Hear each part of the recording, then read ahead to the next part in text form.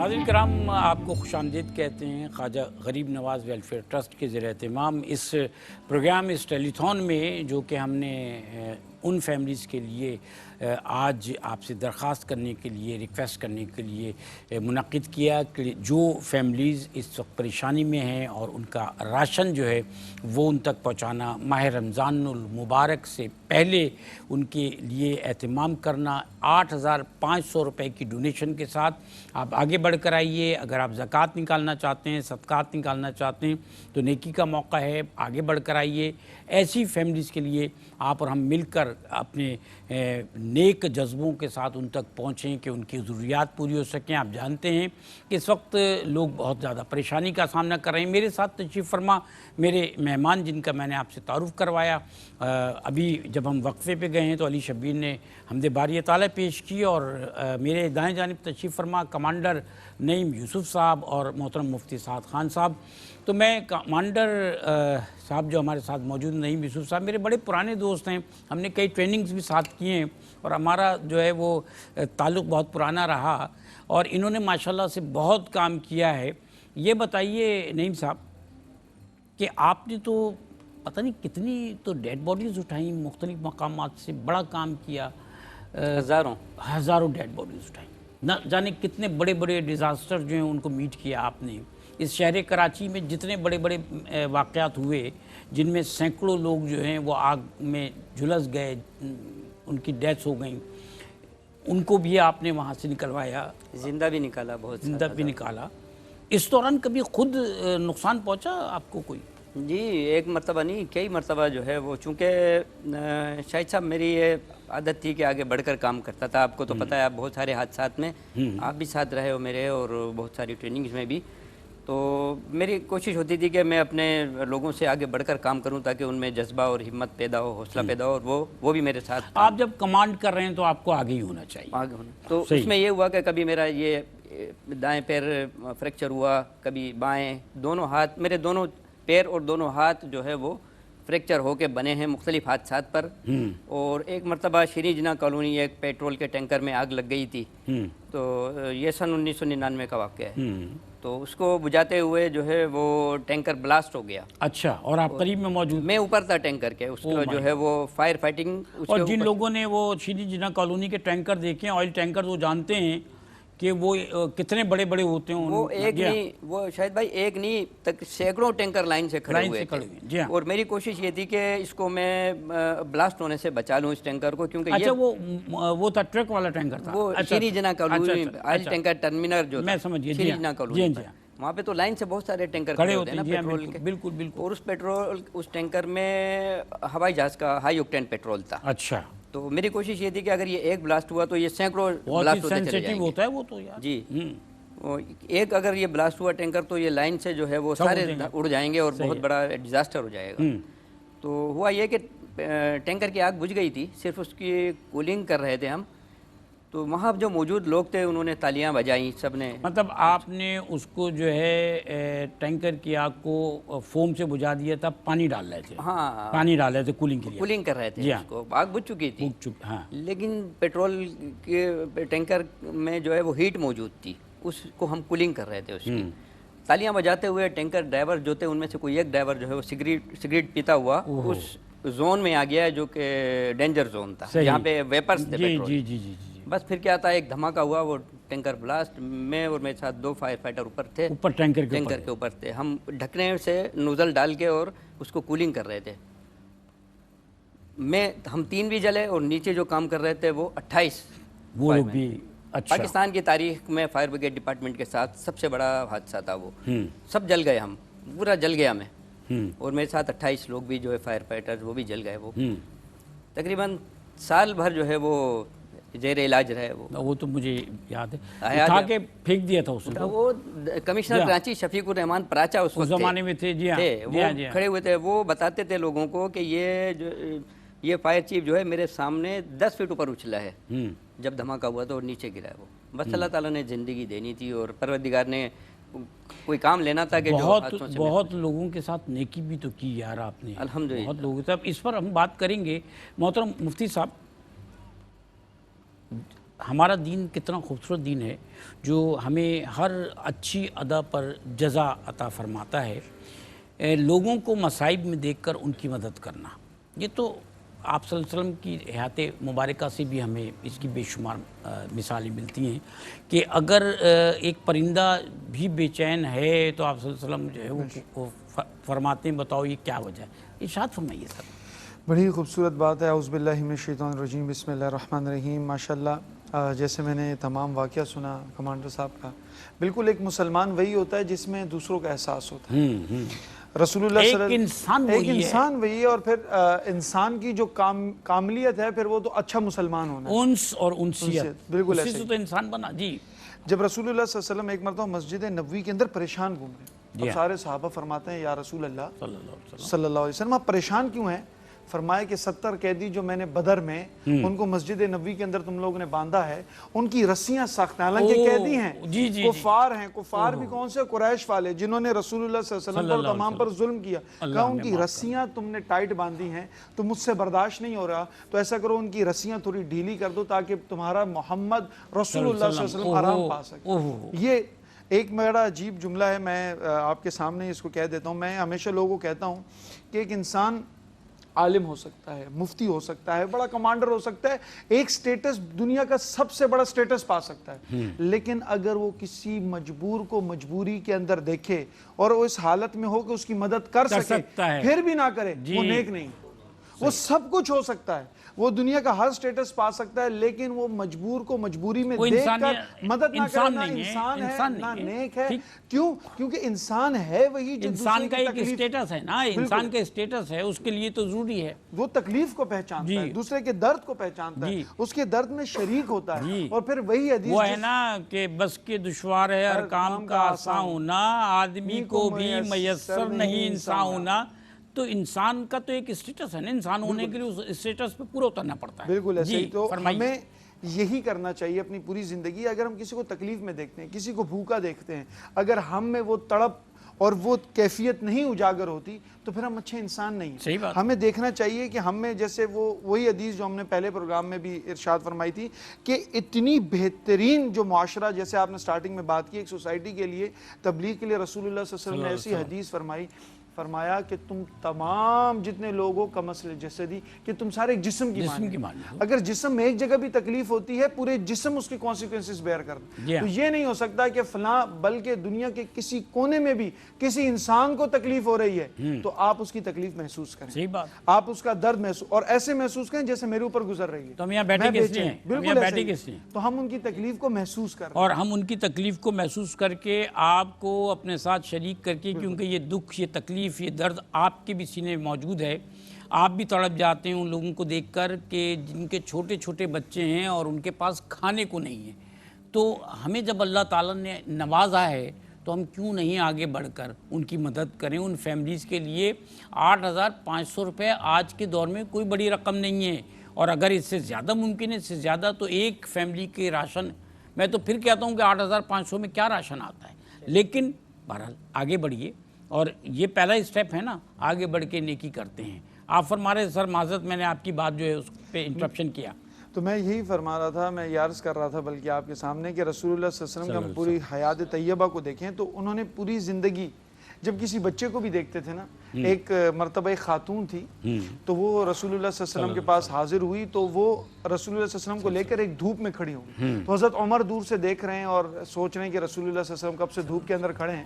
تو جب وہ عورت چلی جاتی ہے تو جاتے ہیں، فرمایا یا رسول اللہ، یہ تو ایک پاگل خاتون ہے، اس کی پوری مدینے میں کوئی نہیں سنتا، آپ اس کی سنتے ہیں۔ رسول اللہ صلی اللہ علیہ وسلم فرماتے ہیں، عمر جس کی کوئی نہیں سنتا اس کی تو محمد سنتا ہے، جس کی کوئی نہیں سنتا اس کی تو محمد سنتا ہے۔ تو ہم ان کے امتی ہیں، وہاں مدد کو پہنچے جہاں کوئی نہیں پہنچتا، جس کی کوئی نہیں سنتا ان کے ہمارے رسول سنتے، تو ہم ان کے ماننے والے ہیں۔ ہمارا کام یہ ہے کہ وہاں جا کر مدد کی جائے۔ اچھا، ایک اس میں بھی انسان کو نا سب سے زیادہ، جیسے آپ نے ایک بیگرز جو ہوتے ہیں ہمارے یہاں روٹین کے، انسان کو سب سے زیادہ جس چیز کی فکر لاحق ہوتی ہے وہ ہوتی ہے اس کی عزت نفس کی۔ آپ دیکھیں نا، جب انسان راستے میں جاتا ہے، ہم دیکھ رہے ہوتے ہیں روڈ پہ، تو انسان گرتا ہے، کیچڑ میں گرتا ہے، لیکن اپنے سے پہلے دیکھتا ہے کہ مجھے کیا، ادھر ادھر دیکھتا ہے کس نے دیکھا تو نہیں۔ یہ انسان کی ایک سوچ ہے کہ خیر ہے مجھے لگ جائے لیکن میری عزت تو نہیں گئی، اپنے آپ کو بعد میں دیکھتا ہے، پہلے لوگوں کو دیکھتا ہے۔ عزت نفس بہت بڑی چیز۔ اب جو اصل مانگنے والے ہوتے ہیں جس کو ہم سفید پوش کہتے ہیں ضرورت، وہ کبھی سامنے نہیں آتے آپ کے سامنے. لیکن اب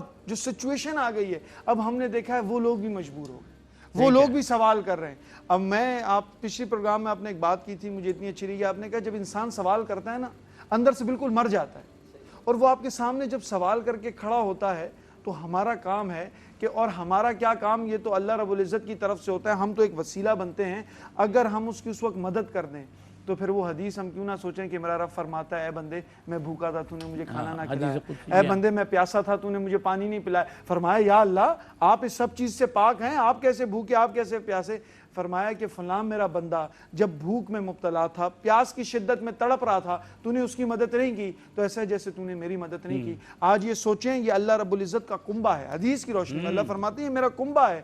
تو اگر آپ ان کی مدد کرتے ہیں تو یہ سب سے ایزیسٹ وے ہے اللہ کے قریب پہنچنے کا. اللہ تعالیٰ فرماتا ہے کہ تو نے اس کی مدد نہیں کی یعنی میری مدد. یعنی میری مدد. اللہ تعالیٰ جو ہے وہ بے نیاز ہے، صمد ہے، لیکن وہ اپنے بندے کو اس مقام پہ لا رہا ہے کہ دیکھو اگر تم میرے بندوں کی مدد کرو گے تو مجھے راضی کر لو گے. بے شک میری مدد، اللہ کی مدد کون کرے گا؟ راضی کر لو گے. اور ہم اللہ تعالیٰ کی رضامندی کے لیے اگر ایک قدم آگے بڑھ جائیں تو ہماری اپنی شان بڑھ جاتی ہے. سر آپ کچھ فرمانا چاہ رہے تھے؟ جس ویڈیو کا آپ ذکر کر رہے ہیں سوشل میڈیا پہ جو چل رہی ہے وہ میں نے بھی دیکھی ہے، اور یقین کریں شاہد بھائی کہ وہ سن کے میری آنکھوں میں آنسو آ گئے جب اس نے یہ کہا کہ میرے وہ معصوم شیرخوار بچے جو دودھ پینے کے قابل ہیں، میں اسے زبردستی روٹی اس لیے کھلاتا ہوں کہ میرے پاس دودھ کے پیسے نہیں. جی جی. تو دیکھیے کہاں تک پہنچ گئے ہیں. دیکھیں بات یہ ہے کہ اس چلیں ویڈیو کے حوالے سے بات کر لیتے ہیں نا. ایک جملہ یہ بھی تھا کہ لوگوں سے میں سوال اس لیے نہیں کرتا کہ لوگ کہتے ہیں تم ہٹے کٹے ہو، تم کام تو کر رہے ہو. میں 500-600 روپے کماتا ہوں، میرا مکان جو ہے 6,000 روپے کرائے پہ ہے. 6,000 ہے، یہی بات ہوئی. یہی بات. میں 500-600 روپے کماتا ہوں، لوگ کہتے ہیں تم کما تو رہے ہو، ہٹے کٹے ہو، لیکن اس 500-600 روپے میں بچوں کا دودھ لے کر آؤں، بچوں کو کھانا کھلاؤں، آنے جانے کا خرچہ کروں، گھر کا کرایہ دوں. اس میں بیماری شامل نہیں ہے، بیماری شامل نہیں ہے، اس میں ہاں لینا دینا شامل نہیں ہے، اس میں بچوں کا لباس شامل نہیں ہے، ان کی تعلیم شامل نہیں ہے. 500-600 روپے میں ایک کنبہ ایک وقت کا کھا سکتا ہے بمشکل، ایک وقت کا، کیونکہ دیگر اخراجات کو بھی آپ ایسی بھی ویڈیو دیکھی ہے کہ سر وہ کہہ رہے ہیں کہ ہم پہلے لوگوں کو اپنے گھر سے دسترخوان پر کھلاتے تھے، آج ہم اپنے کھانے کے لیے مجبور ہیں. تو مڈل کلاس طبقہ جو کہ بڑا ہی ایک اپنے جو ہینڈ ٹو ماؤتھ جس کو ہم کہتے ہیں، کمایا اور کھایا، لیکن ایکسپینسز اتنے بڑھ گئے سب، تو وہ بھی مجبور ہو گئے. اب ہم کسی کو دیکھ کے یہ نہیں کہہ سکتے کہ یار اس نے کپڑے اچھے پہنے ہیں یا یہ ایک اچھا سا بھلے سواری بھی اس کے پاس ہو تو پیٹرول ڈالنے کے پیسے نہیں، تو انسان مجبور ہے. ناظرین کرم، اس طرح کے جو معاملات ہیں، ایسا نہیں کہ ہم کوئی انوکھی قوم ہے ہمارے ساتھ ایسا ہوا، ہوتے ہیں دنیا میں. یہ مراحل اصل میں قوموں کی تشکیل کے لیے ہوتے ہیں، جوڑنے کے لیے ہوتے ہیں، حوصلہ پیدا کرنے کے لیے، ہمت پیدا کرنے کے لیے اور جد و جہد کے لیے آمادہ کرنے کے لیے ہوتے ہیں. دنیا میں قوموں نے اس سے بھی سخت معاملات کا سامنا جمع مردی سے کیا ہے، اور ہم تو ہیں ہی وہ لوگ کہ جو ایک ذرا سی خوشی پر جس میں اس وطن کا نام شامل ہو جائے، ہم دین اور وطن کے لیے ہمیشہ ایک ہوتے ہیں. تو ہمیں ایک ہونا ہے، اس مشکل مرحلے سے گزرنا ہے، اور جب ہم اس مشکل مرحلے کا سامنا کر کے، اس کا مقابلہ کر کے ہم اس مرحلے سے گزر جائیں گے تو یقین کیجیے گا کہ وہی ہمارا ترقی کا راستہ ہوگا جس پہ ہمیں چلنا ہے. لیکن اس کے لیے ہمیں اپنے آپ کو آمادہ کرنا ہے. اور آپ لوگوں کی اجازت سے علی شبیر سے ہم ایک کلام سن لیتے ہیں. شاہد بھائی میں ایک بات کا اضافہ کرنا چاہوں گا کہ اس مہنگائی کے دور میں وہ لوگ جو ایسے غریبوں کا، سفید پوش لوگوں کا جو مانگتے ہوئے کتراتے ہیں عزت کی وجہ سے، اپنی عزت نفس کی وجہ سے، اور ان کی مدد کرتے ہیں، وہ اگر فرشتے نہیں ہیں تو فرشتوں سے کم کسی طرح سے بھی. صحیح بات ہے. اللہ تعالیٰ جو کام فرشتوں سے لیتا ہے نا، کیا لیتا ہے؟ اللہ تعالیٰ اپنی نعمتیں، اپنے میسیجز بھی تو اللہ تعالیٰ کے جو آ رہے ہیں وہ بھی تو نعمت ہیں نا. اور انسان سے کہہ رہا ہے دیکھو میں فرشتوں سے بڑا تمہیں مقام دیا ہے. اشرف المخلوقات، فرشتوں سے بڑا مقام ہے سر. جی، فرشتہ بننے کے بجائے انسان بن جائے، یہ بڑا مقام ہے. علی شبیر ایک ذاتیہ کلام ہم آپ سے سننا چاہتے ہیں، شاد فرمائیے. مجھ خطا کار سا انسان مدینے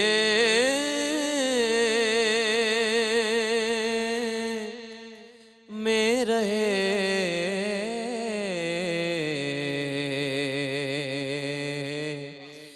بن کے سرکار کا مہمان مدینے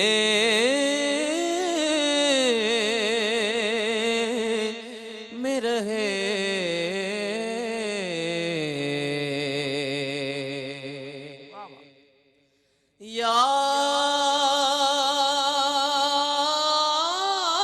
یاد آتی ہے مجھے اہل مدینہ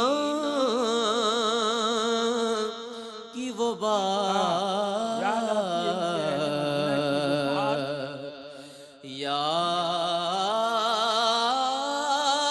یاد آتی ہے مجھے اہل مدینہ کی وہ بات کہ زندہ رہنا ہو تو انسان مدینے میں رہے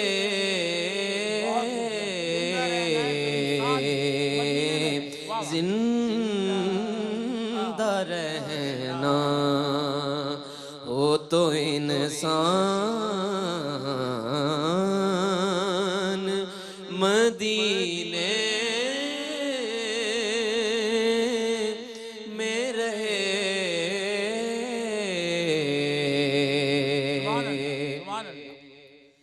ان کی شفقت غم کونین بھلا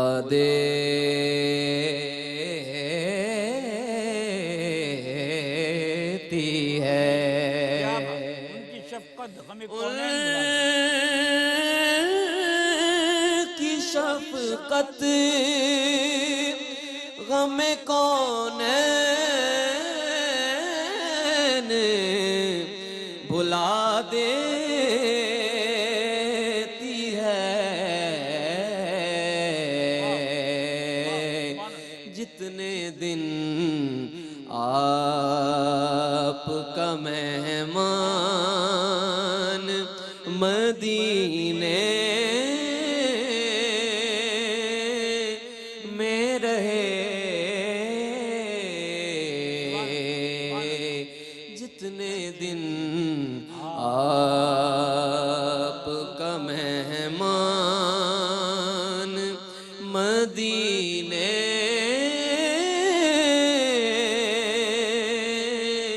میں رہے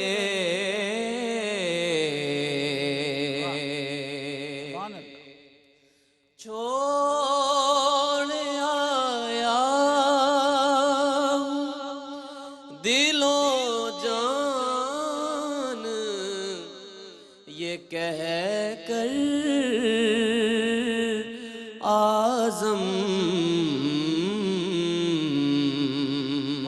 چھوڑ آیا ہوں یہ کہہ کر چھوڑ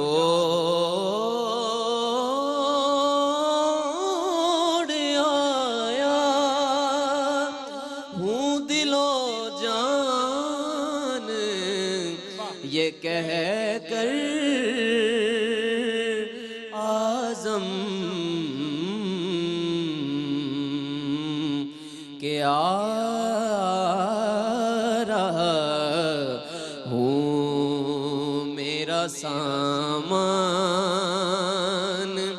مدینے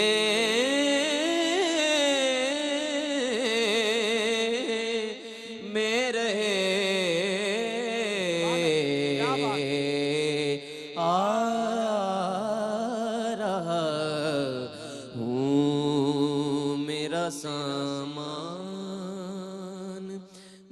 مدینے میں رہے. جزاک اللہ.